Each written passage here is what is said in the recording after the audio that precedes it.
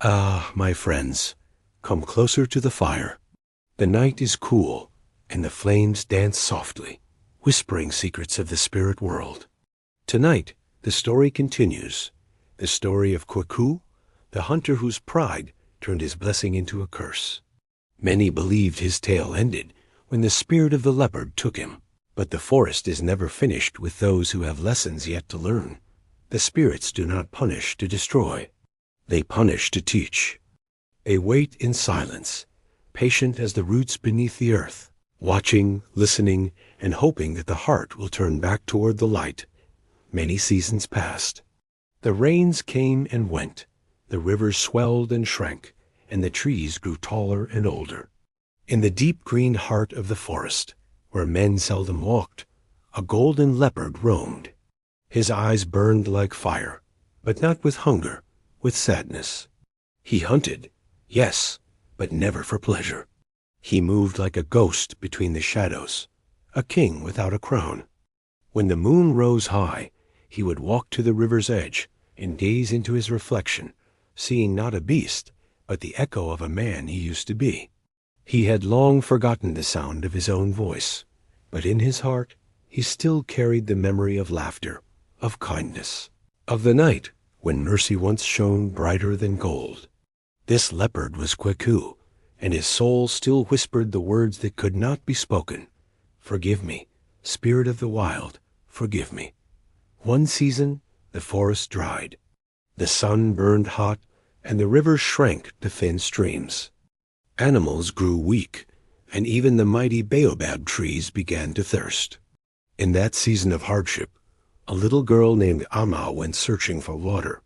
She wandered far from her village, carrying a cracked pot on her head, singing softly to keep her courage alive. Her bare feet touched the cool earth near the riverbank, where at last she found a pool of clear water. But as she knelt to fill her pot, she felt a presence behind her, a sound low and deep, like thunder sleeping. She turned slowly, and there he was, the golden leopard. Her heart froze, but she remembered her grandmother's words, that the spirits of the forest protect those who walk with respect.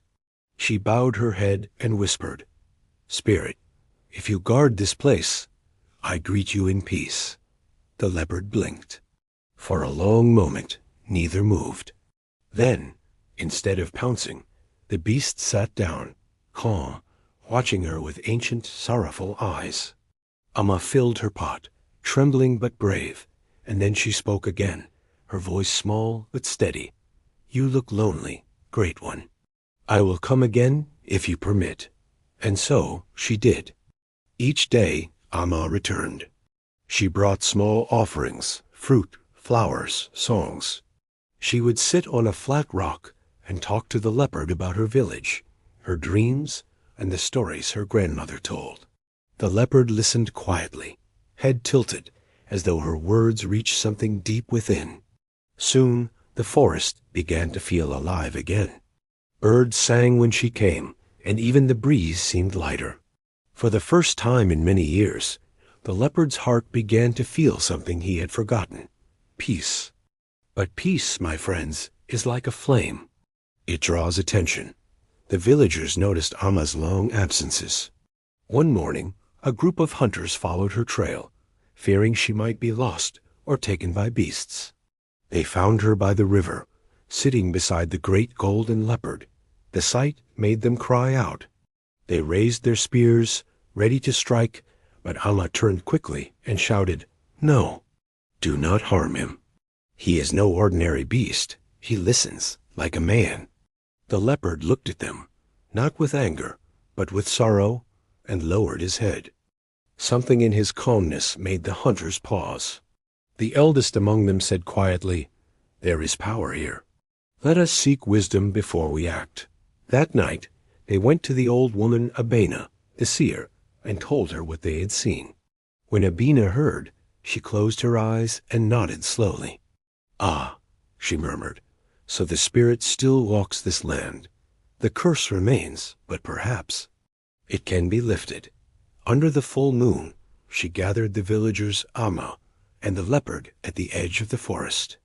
She walked before them, her staff glowing faintly in the moonlight, leading them deep into the trees to the ancient silk cotton tree, the same place where the first promise between man and spirit was made.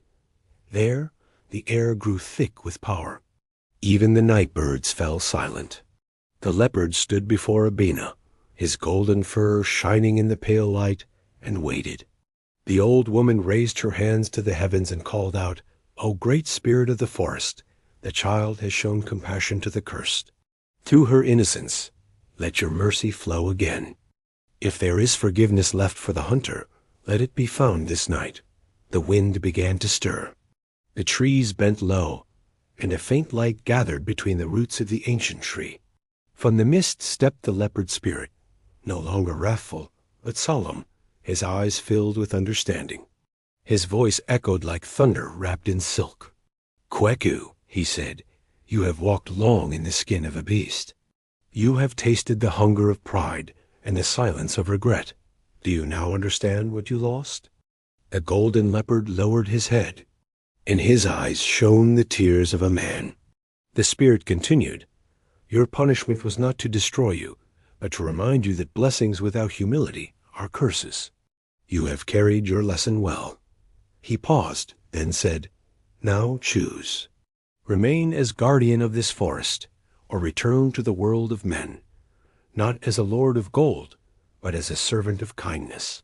The leopard turned his gaze toward Amma, the girl who had spoken to him without fear, and in that moment his choice was clear. The moonlight grew bright, surrounding him like a river of light. The air trembled, the villagers gasped, and slowly the golden fur began to fade. When the light cleared, a man knelt where the leopard had stood. His hair was streaked with gray, his body frail, but his eyes shone with peace. Amma stepped forward and took his hand. "Who are you?" she whispered. He smiled softly. "A man who once forgot what kindness meant. You reminded me." Abena nodded, her face glowing in the moonlight. "The forest has returned him," she said. "But his riches now are the lessons he carries."